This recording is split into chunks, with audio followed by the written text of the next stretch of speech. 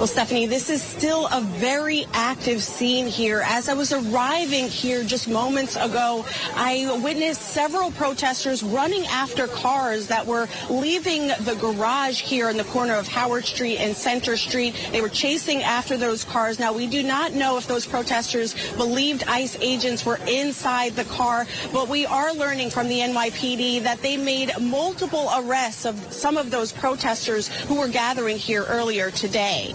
Now, it all started at this parking garage on the corner of Howard Street and Center Street in Chinatown, and protesters got word that there were ICE agents inside the garage. Those protesters began gathering outside at times, blocking traffic and throwing things at ICE agents as they left the garage. Now, NYPD was on scene attempting to clear protesters before they vacated the garage, but police say the protesters who were arrested were not complying with orders to move. Now, we just received a statement from an NYPD spokesperson who said that those protesters who were arrested made several attempts, were told several times to move from the area. NYPD also says that they were seen throwing planters at the ICE agents. That's what we're hearing from the NYPD, and the NYPD also said that that their action here on the scene was typical of what they would do at any other kind of protest around the city. Now, we've also reached out to ICE. We've reached out to City Hall.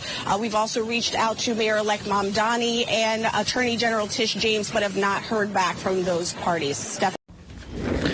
What's up, everybody? Welcome back to the channel. Okay, so I'm finally back in my studio and I feel comfortable again, as a matter of fact. But folks, look, can we really call those people protesters?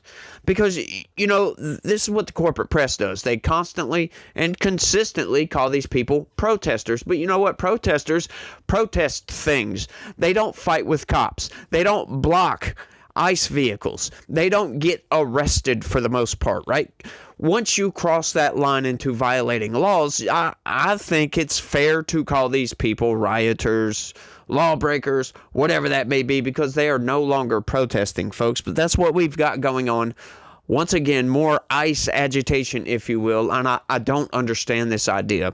And we've got Congress coming in trying to make some comments about this. Of course, they're always making comments about this, and it's always ridiculous. It's always stupid. But check this out. Protesters arrested in NYC over possible ICE-related activity near Chinatown. Yeah, that is right. So, you know, it's not, once again, it's not protests. You know, protests do not obstruct federal law enforcement.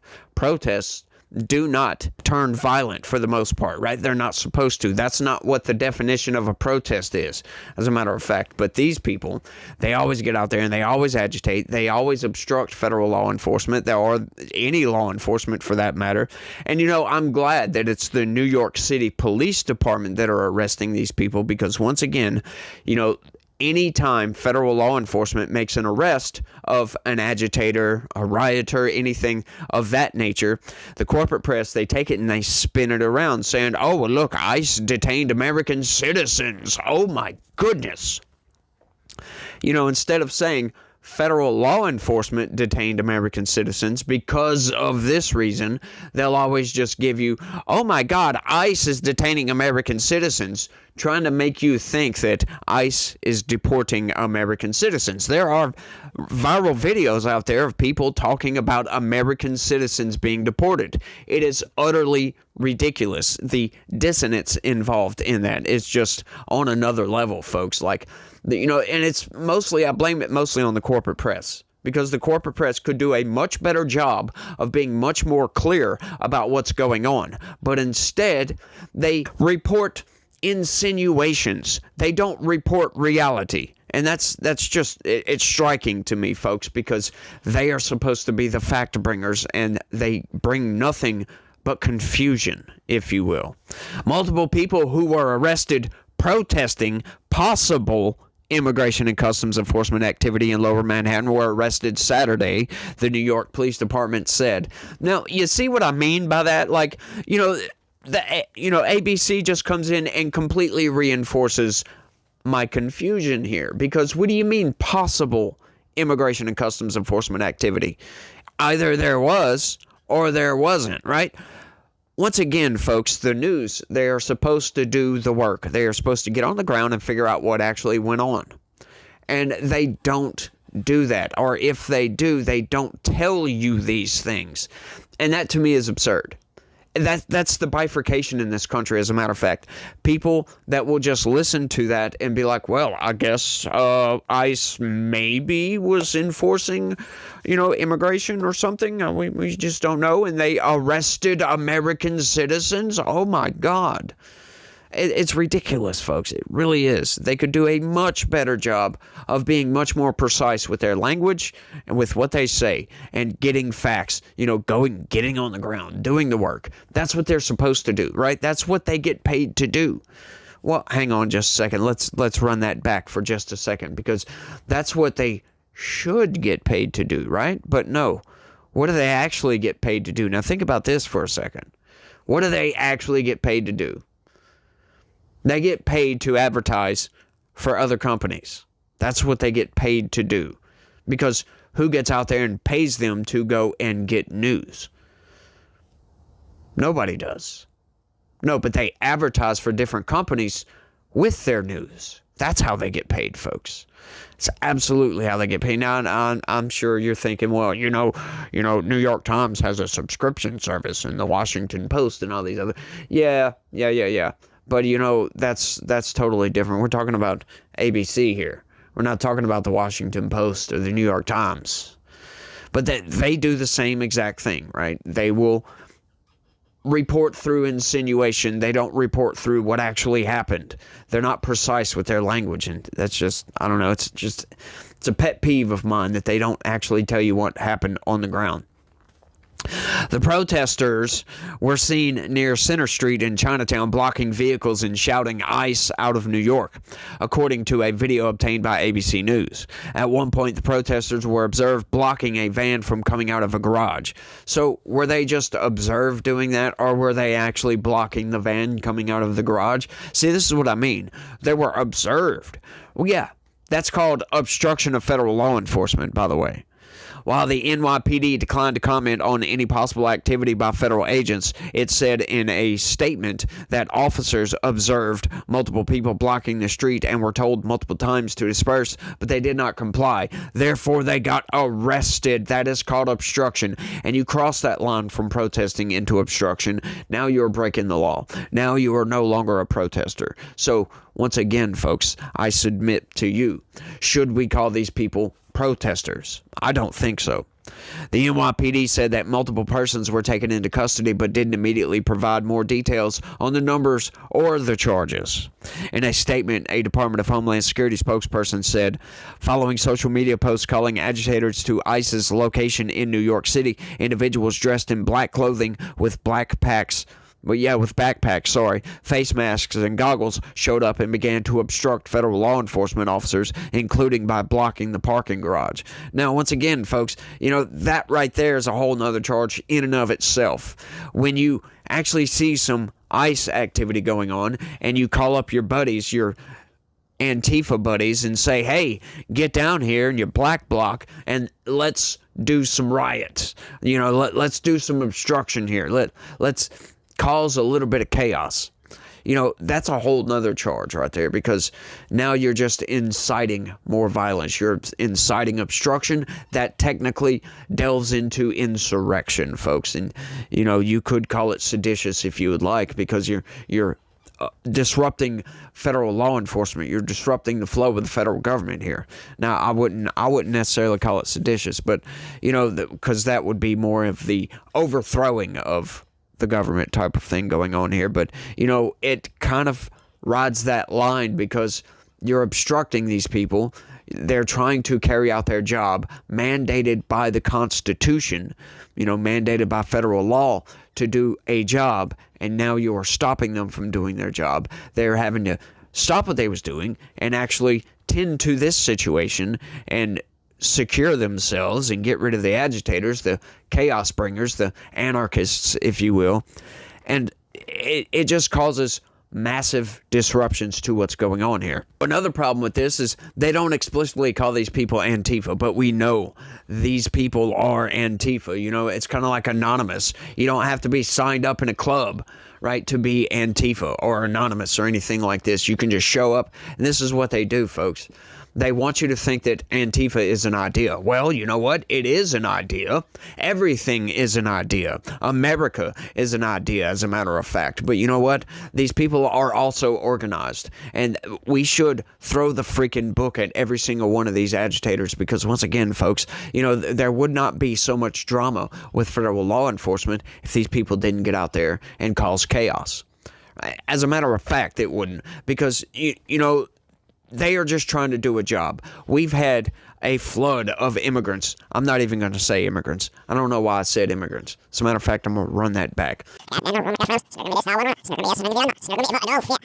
We've had a flood of criminal aliens coming into this country over the last several years under the Biden administration, just unvetted, unchecked, and just unfiltered, right? Nobody seemed to care about who was coming in. Nobody seemed to care about the suffering that went on across that southern border with all the human trafficking, the smuggling, all of that stuff, the drugs that have come across. Right, you know, fentanyl overdose spiked under the Biden administration. And then toward the end, it kind of started to taper off a little bit. And once again, you know, the corporate press and Democrats said, well, look, you know, the overdoses are going down. They're absolutely going down under Biden, blah, blah, blah, trying to tout that as some sort of achievement. Well, no, they spiked. They jumped way up under the Biden administration. You know, Donald Trump had it under control. I think it was less or hovering around 50-something thousand per year. And that spiked to almost 120,000. I think it was like 118,000 in 2023. And then it dropped down to like 90-something thousand in 2024. And they tried to tout that as some sort of achievement, some sort of grand scheme by the Biden administration to go after drugs or something like that. It's like totally ridiculous. It was still almost double as it was under the Trump administration. And that's one thing that the corporate press and these people love to do. They love to manipulate everything, folks. But let's keep going. I got a little bit more to this. The DHS spokesperson said the agency was grateful for the NYPD officers that responded to these violent agitators and stopped the lawlessness that ensued. Saturday's protest came a month after federal agents carried out an immigration enforcement action that targeted vendors on Canal Street in Chinatown. At least 9 people were arrested during that raid, according to federal officials. 4 U.S. citizens were arrested and held for nearly 24 hours without any federal charges following that incident, according to U.S. Rep. Dan Goldman, who represents the area. And what that is meant to tell you right there is, what did they have these people doing, right? They were not charged with federal charges. Yeah, because they were arrested by the NYPD, my dude. Yeah, they're not going to get federal charges. They're going to get city charges just for simple obstruction of law enforcement. That's it. That's why, you know, ICE and federal law enforcement essentially get the help of the local PD because they don't want these people tied up in the federal system, because the federal system is already flooded with all kind of criminal cases and all kind of other stuff from the FBI and all these other places. And, you know, small situations like this where you have 9, 10, 20, whatever it may be, agitators that were obstructing federal law enforcement, you know, that's kind of peanuts compared to the grand scheme of the federal criminal justice system, essentially. So, you know, that's why they want to elicit the help from local PD. And this is why it's such a bad thing to have these sanctuary laws where the local PD does not assist, not in any way whatsoever. This is why Donald Trump had to elicit the help of the National Guard in Los Angeles, because the local PD refused to deal with the situation that was going on, deal with the chaos, deal with these violent agitators that were throwing rocks, assaulting federal law enforcement, and all this other nonsense that they are doing for no good reason whatsoever except to just cause chaos. It's just anarchy is all it is. That's all they want to sow in the name of being anti-fascist. Well, you know, look, I'm sorry. These people's definition of fascism is skewed because they consider standard law enforcement to be fascism, y'all. Yeah. You're conflating some things here. But this is all just completely insane, if you ask me. These people do not have a brain that they are working with, right? Because if you're going to get out there and obstruct federal law enforcement and then get arrested for that and then complain about it, you got some problems, folks. You know, it's like stepping on a rake. and having it smash you in the face and then complaining like, who put that rake there? Like, what? You didn't see the rake? You didn't notice that there was a rake that you stepped directly onto? Like, are you kidding me with this? I love using that analogy because Democrats do this on a consistent basis, folks. I always talk about a football field-sized field just filled with rakes. And I know that's a lot of feeling, but that is what they do. And they take off on a journey across this field and consistently and continuously step on rakes and get smashed in the face. That's what they do. That's the logic of Democrats, it seems like, because they don't think about the things that they say. They just blurt out whatever they feel in that moment and don't think that, hang on, there might be repercussions to what you just said here. And people buy into that. People absolutely buy into that kind of ideology, if you will. And it is an ideology. It's whatever flavor of the week. Your cult-like adherence to liberal social orthodoxy that is completely amorphous and changes from week to week. Because you never know what these people are going to be advocating for. You know, one day it's, criminal aliens to be in the country or whatever. Next time it's Sharia law or something like that. Or, hey, these women are actually men.